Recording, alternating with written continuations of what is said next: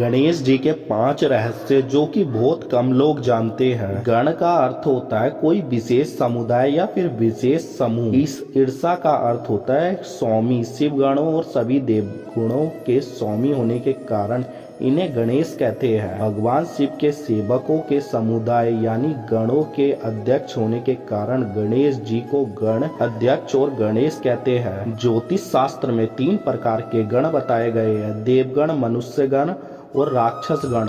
ये तीनों ही शिव जी को पूजते हैं। बुद्धि के स्वामी होने की वजह से गणेश भी तीनों गणों में द्वारा पूजे जाते हैं। और शिव जी को गणेश जी का पिता, माता पार्वती को माता, कार्तिक को भ्राता, रिद्धि सिद्धि को इनकी पत्नियां और क्षेम में लाभ को गणेश जी का पुत्र माना गया है। कहीं कहीं शुभ और लाभ को भी गणेश जी का पुत्र माना गया है। गणेश जी की एक बहन भी है जो मानसा देवी कहलाती है। एक बार इंद्र के साथ लड़ने से गणेश जी को बहुत ज्यादा भूख और प्यास लगी। इसके बाद गणेश जी ने काफी फल खा लिए और खूब सारा गंगा जल पी लिया।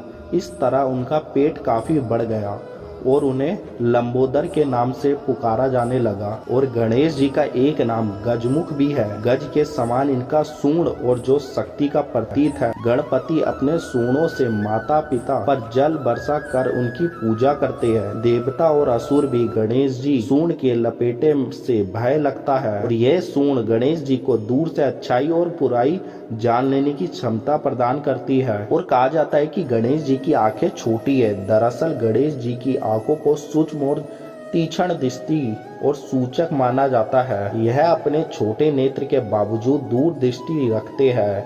इन्हें अपना भक्त कहीं से भी नजर आ जाता है और उसके कल्याण के लिए हमेशा तैयार रहते हैं। और गणेश जी के बड़े कानों को स्वयं शक्ति का सूचक माना जाता है। इनसे संदेश मिलता है कि हमें सबकी बातों को सुनना चाहिए। गणेश जी अपने लंबे कानों से यह संदेश देते हैं कि आधी बात मत सुनो, जो भी बात हो उसकी तह तक जाकर उसे समझो।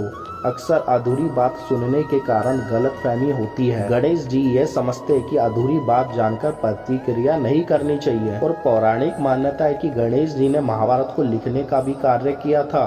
भगवान वेदव्यास ने महाभारत की जब पूरी रूपरेखा तैयार कर ली थी तब उन्होंने उसे लिखने के लिए गणपति जी से आग्रह किया। ब्रह्मा जी ने व्यास जी को यह कार्य गणेश जी से करवाने को बोला था।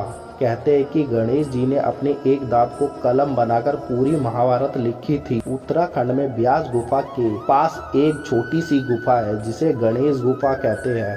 ऐसी मान्यता है कि इसी गणेश गुफा के पास महाभारत की रचना हुई थी। और शिव जी, विष्णु और दुर्गा और सूर्य देव के अलावा गणेश जी को भी हिंदू धर्म के 5 प्रमुख देवताओं में शामिल किया गया है। इन 5 देवी देवताओं को पंच देवता के रूप में माना जाता है। इनकी पूजा वैदिक काल से की जा रही है। गणेश जी वैदिक देवता है। ऋग्वेद, यजुर्वेद में भी गणपति जी के मंत्रों का उल्लेख मिलता है।